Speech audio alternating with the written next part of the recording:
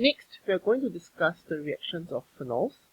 And phenols consist of a hydroxyl group bonded to a benzene ring.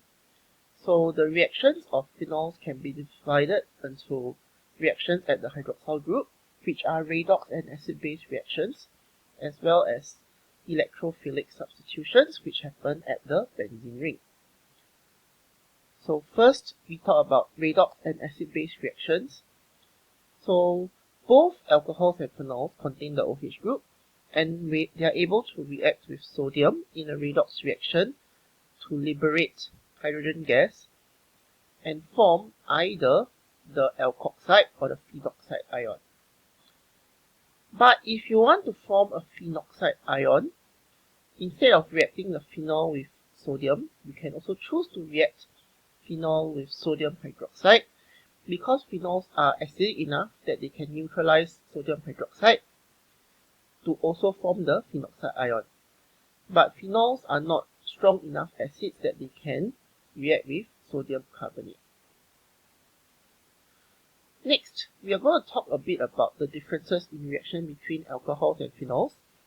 We have seen this diagram earlier when we discussed the acidity of phenols, and we mentioned that the p orbitals on the O atom in phenol and the phenoxide ion are able to overlap with the pi system in the benzene ring, and this changes the chemistry of phenol compared to alcohols. Firstly, this will give the CO bond significant double bond character, and it gives several differences in reactions between alcohols and phenols. So firstly, alcohols can undergo nucleophilic substitution to form halogenol alkanes when you react them with reagents such as PCl5 and SOCl2. But such reactions are not possible with phenols, as well as dehydration and oxidation. So phenols cannot do nucleophilic substitution, dehydration and oxidation. And as we saw earlier, this delocalization also has implications on the acid strength of phenols. So phenols are stronger acids, whereas alcohols are relatively weaker acids. And because the lone pair on O is delocalized into the adjacent benzene ring in phenol, it is less available to be donated to an electrophilic center, which makes phenols a weaker nucleophile than alcohols. And we can see this based on the difference in reaction between alcohols and carboxylic acids to form esters, and between phenol and when phenols form esters. So we saw a few videos ago that alcohols can react with carboxylic acids in the presence of concentrated sulfuric acid to form esters. In this reaction, the alcohol is behaving as a nucleophile. But since the lone pair on the O atom in phenol is delocalized into the benzene ring, it is very unavailable to be used to attack the electrophilic carbon atom in carboxylic acid.